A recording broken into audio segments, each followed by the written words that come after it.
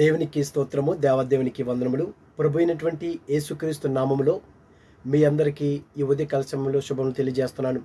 ప్రియ సహోదరి సహోదరుడా, దేవుని యొక్క వాక్యం సెలవిస్తుంది, మనం ఎప్పుడు కూడా దేవునికి విరోధముగా మనం ఉండకూడదు, దేవునికి వ్యతిరేకంగా మనం జీవించకూడదు. అంటే దేవుడు మనకి ఏదైతే చెప్పాడో ఆ విధంగా మనం నడుచుకోవాలి. ఈ లోకంలో చూడండి, ప్రతి ఒక్కరు కూడా ఆజ్ఞను అతిక్రమిస్తూనే ఉన్నారు. ఆజ్ఞ అతిక్రమమే పాపము, పాపం వలన వచ్చి జీతము మరణం అంటున్నాడు. అయితే ప్రియ సహోదరి సహోదరా, నువ్వు నిజముగా దేవుని యొక్క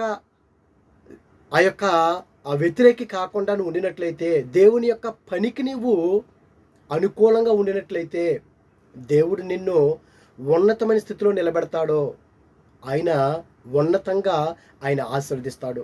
నువ్వు నిజంగా దేవుని యొక్క పనికి, దేవునికి నువ్వు వ్యతిరేకగా ఉన్నావా? దేవుణ్ణి నువ్వు తిరస్కరించేవాడిగా ఉన్నావా? నీకు ఇచ్చినటువంటి పనిని నువ్వు గనక సక్రమంగా నిర్వర్తించినట్లయితే, నీ పని కాకుండా నాకు ఇంకా హెచ్చు కావాలి అని అనుకుంటున్నావేమో. ఇదిగో బైబిల్ గ్రంథంలో చూసుకున్నట్లయితే, దేవుని యొక్క పనికి, దేవుని పని కొరకు ఏర్పాటు చేసుకున్నటువంటి బిడ్డలకి వ్యతిరేకంగా ఒక వ్యక్తి జీవించాడు, వ్యతిరేకంగా వారికి ప్రవర్తించాడు, వారి ఎదుట ప్రవర్తించాడు. అంటే దేవుని యొక్క బిడ్డలు ఎదుట ప్రవర్తించినట్లయితే, దేవునితో కూడా ఆ విధంగా ప్రవర్తించినటువంటి వారిగానే ఉంటారని దేవుని యొక్క వాక్యం సెలవుస్తుంది. బైబిల్ గ్రంథంలో సంఖ్యాకాండము 16వ అధ్యాయంలో చూసుకున్నట్లయితే, లేవికి ముని మనవుడును, కహాతుకు మనువుడును, ఇస్సాహారు కుమారునగు కోరాహు. చూడండి, కోరాహు చూసుకున్నట్లయితే నిజంగా వీరు కూడా దేవుని యొక్క పరిచర్య చేయటానికి, దేవుని యొక్క ఉపకరణాల్ని అవి మోయటానికి దేవుడు ఒక్కొక్కరికి ఒక్కొక్క పనిని అప్పగించాడు. ఆ పనిలో మనం నిమగ్నమైపోయి నమ్మకమైనటువంటి వారిగా మనం ఉండాలి. అందుకే కదా మోషే గారిని దేవుడు అన్నాడు, ఇదిగో మోషే నా ఇల్లంతటిలోనూ నమ్మకమైనటువంటి వాడు. అటువంటి నమ్మకమైనటువంటి బిడ్డలుగా మనం జీవించాలి. కానీ ఇక్కడ కోరాహు చూసుకున్నట్లయితే దేవుని యొక్క పని విషయంలో వ్యతిరేకత చూపించాడు. అధికారం కావాలి. ఎందుకనంటే మోషే ఎవడు, అహరోను ఎవడు? మా మీద మీరు పెత్తనం చెలాయిస్తున్నారా?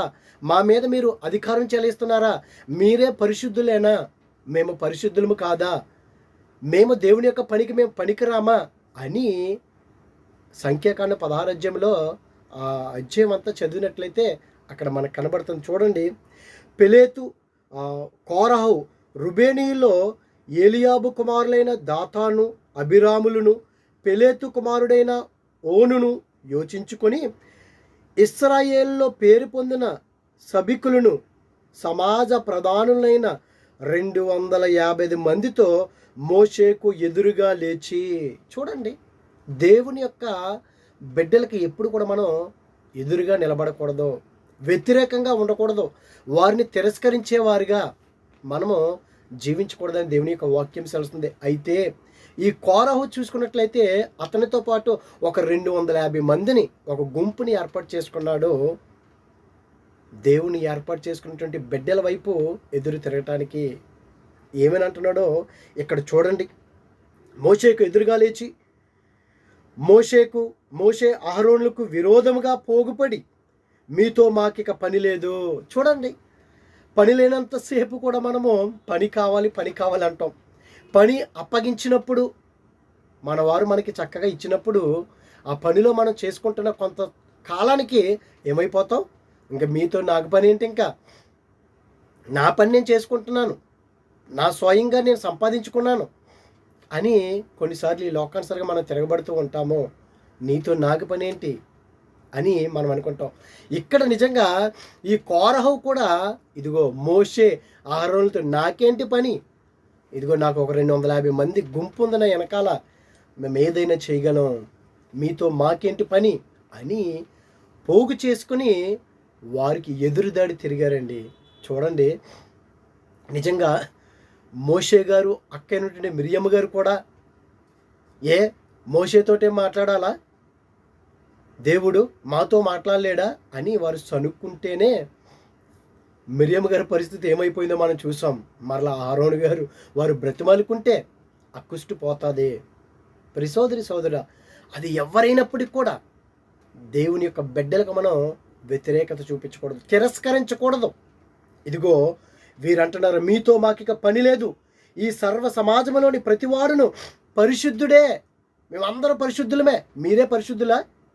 మీరే పరిశుద్ధులు అనుకుని మీరేదో పెద్ద గొప్పలు చేస్తున్నారు, మీరు ఎదురుదాడి తిరుగుతున్నారు, మీరే పవిత్రులుగా మీరు నటిస్తున్నారు అని ఈ యొక్క కోరాహు మోషే గారు వారి మీద ఎదురుదాడి తిరుగుతున్నాడు, తిరస్కరిస్తున్నాడు. సోదరి సోదర, ఒకవేళ నీవు కూడా సంఘములో ఉంటూ కూడా ఒకవేళ నీకు ఇచ్చిన పని నువ్వు చేసుకోకుండా, దేవునికి మహింకరంగా నువ్వు జీవించకుండా, నువ్వు తగ్గించుకోకుండా, నువ్వు హెచ్చించుకుంటూ నువ్వు వ్యతిరేకంగా నువ్వు ఉంటున్నావేమో, తిరుగుబాటు చేస్తున్నావేమో. కోరహకు బుద్ధి చెప్పాడు దేవుడు, మామూలు బుద్ధి చెప్పలేదు. మనం ఎన్నడూ వినలేనటువంటిది. ఇదిగో పేతురు గ్రంథంలో ఉంటుంది, పేతురు రాసినటువంటి పత్రికలో సాతానుడు అపవాది ఎవడిని మృంగుదుమా అంటే, అపవాదిగాడు మృంగుదుమా అని ఉంటుంది అక్కడ. వాడు మృంగడు కానీ సింహంలాగా మింగుదుమా అని అంటాడు. అంటే ఈ లోకంలో మృంగటం గురించి, లేకపోతే పాము మింగింది ఈ విధంగా. అయితే అసలు కోరహు చూసుకున్నట్లయితే, కోరహు తన కుటుంబీకులు కుమారులు తప్ప. చూద్దాము ఇక్కడ వీరు చేసినట్టు పనులు ఏమిటో మనం చూద్దాము. ఈ సర్వ సమాజంలో ప్రతి వారును పరిశుద్ధుడే, యెహోవా వారి మధ్యనున్నాడు.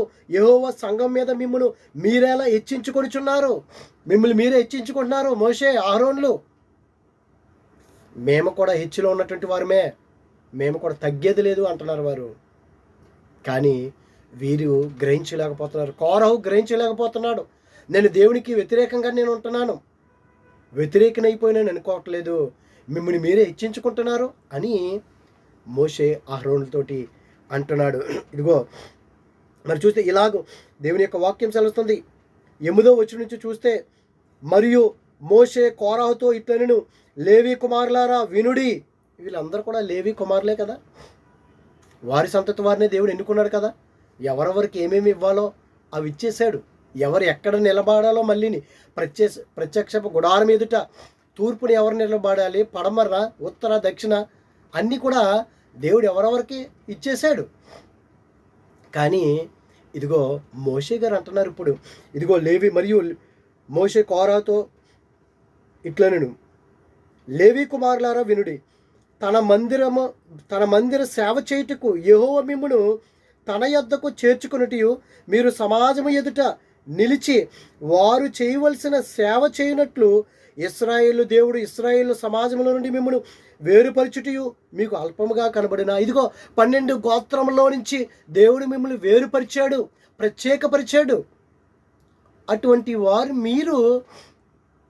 మీకు దేవుడు అప్పగించినటువంటి పనులు మీకు అల్పంగా కనబడుతున్నాయా, చాలా స్వల్పంగా కనబడుతుందా, కొద్దిగానే కనబడుతుందా అని ఈ యొక్క మోషే గారు కోరాహుతో అంటున్నాడు. కానీ కోరాహులో ఎటువంటి మార్పు లేదండి. ఎందుకనంటే అతడికి అధికారం కావాలి. మీరే పరిశుద్ధులా, మేము పరిశుద్ధులు కాదా అని తిరుగుబాటు చేశాడు. అయితే దేవుని యొక్క వాక్యం సెలుస్తుంది, ఇదిగో అతనికి విరోధంగా మీరు సనుగును ఎలా అనెను. అప్పుడు మోషే ఎలియాబు కుమారులైన దాతాను అభిరామును పిలువనంపెను. అయితే వీరు అంటున్నారు నిజంగానే, కోరాహు అంటున్నాడు, ఇదిగో మమ్మల్ని పాలు త్రేణులు ప్రవహించే దేశం నుంచి మమ్మల్ని రప్పించేశారు. ఏది ఎక్కడ పాలు తేనెలు ప్రవహించే దేశం, వారు వెళ్తున్నారు. కానీ పాలు తేనెలు ప్రవహించే దేశం నుంచి మమ్మల్ని రప్పించేశారు. ఐగుప్తు నుంచి రప్పించేస్తే అవే పాలు తేనెలు ప్రవహించే దేశంలో అంటున్నాడు కోరాహు. ఎంత దౌర్భాగ్య స్థితి అండి. దేవుడు ఎంతో ఉన్నతమైన స్థితిలోకి వీరిని నడిపించాలని చూస్తుంటే, బానిసత్వంలో ఉన్నటువంటి వీరిని విడుదల కల్పించి దేవుడు వారిని అరణ్య మార్గంలో నడిపిస్తుంటే, పగలు మేఘస్తంభం, రాత్రి అగ్నిస్తంభం ఉండి వారు నడిపిస్తుంటే, ఇదిగో పాలు తేనెలు ప్రవహించే దేశం అంట, ఐగుప్తు దేశము అని కోరాహు అన్నాడు. వెంటలేదు కోరాహు, మూర్ఖంగా దేవుణ్ణి తిరస్కరించేవాడిగా ఉన్నాడు. అయితే చివరికి కోరాహు తన యొక్క కుటుంబీకులు కుమారులు తప్ప. ఎందుకంటే కోరహుకి కుమారులు తండ్రితో ఏకీభవించలేదు. అందుకే కదా కోరహులు కీర్తనలు రాశారు, 11 కీర్తనలు రాశారు. వారు దేవునికి దగ్గరగా ఉన్నారు. ఒకవేళ తండ్రితోటి వాదించారేమో, నువ్వు చేసినటువంటి పని సరైనది కాదు అని. కోరహు కుమారులు తప్ప ఇదిగో కోరహుతో ఉన్నటువంటి వారందరూ కూడా, బంధువులు స్నేహితులు అందరూ కూడా మరణించారు. ఏ విధంగా మరణించారో మనం చూద్దాం. సంఖ్యాకాండం 16 అధ్యాయంలోనే 30 వచనం చూస్తే, అయితే యెహోవా గొప్ప వింత పుట్టించటం వలన వారు ప్రాణములతో పాతాళంలో కూలినట్లు భూమి తన నోరు తెరిచి వారిని వారికి కలిగిన సమస్తమును మృంగివేసిన ఎడల వారు యెహోవాను అలక్ష్యం చేసినని మీకు తెలియనెను. చూడండి, చనిపోయిన తర్వాత పాతాళంలోకి వెళ్తారు పాపాత్ములు. కానీ బ్రతికి ఉండగానే ఈ కోరహువులు అందరూ కూడా ఏమైపోయారు? పాతాళంలోకి వెళ్ళిపోయారు. ఎందుకంటే భూమి నెరవేర్చింది, భూమి లోపలికి పోయారు వీరు. ఇదిగో చెప్పి అతడు ఆ మాటలన్నీ చెప్పి చాలించగానే వారి క్రింద నేల నెరవిడిచెను. భూమి తన నోరు తెరిచి వారిని వారి కుటుంబములను కోరహు సంబంధులందరినీ వారి సమస్త సంపాద్యమును మృంగివేసెను. వారును వారి సంబంధులందరూ ప్రాణముతో పాతాళములో కూలిరి, భూమి వారిని మృంగివేసెను. సోదరి సోదరుడా, బ్రతికుండగానే పాతాళంలోనికి వెళ్ళిపోయినటువంటి ఈ యొక్క కోరహు కుటుంబీకులందరూ కుమారులు తప్ప. ఎంత భయంకరమైన పరిస్థితి అండి. ఇదిగో ఎందుకనంటే దేవునికి మనం ఎప్పుడు కూడా వ్యతిరేకంగా ఉండకూడదు, దేవుణ్ణి తిరస్కరించకూడదు, దేవుని యొక్క అధికారం కోరుకోవాలి మనం ఎప్పుడు కూడా ఉండకూడదు. సంఘంలో కూడా ఈ విధంగానే జరుగుతున్నాయి. మనం చేయవలసిన పనులు చేయకుండా పెత్తనం చెలాయించాలని నానా రకాలుగా జీవిస్తున్నారు. సోదరి సోదరుడా, ఇదిగో కోరహు అయితే దేవుని యొక్క మాటకు లోబడలేదు. దేవుడు ఏర్పాటు చేసినటువంటి బిడ్డలకి వ్యతిరేకంగా జీవించాడు. మీతో మాకేంటి పని?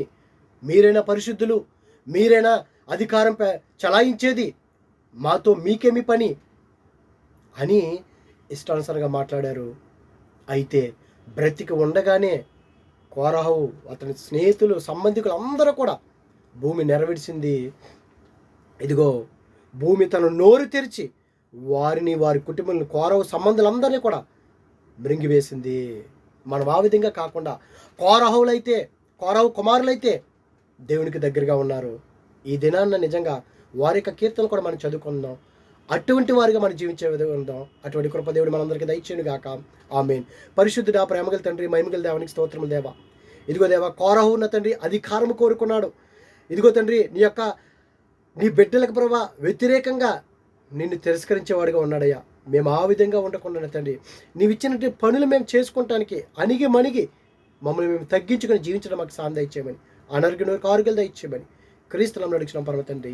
ఆమేన్. ఆమేన్. God bless you all.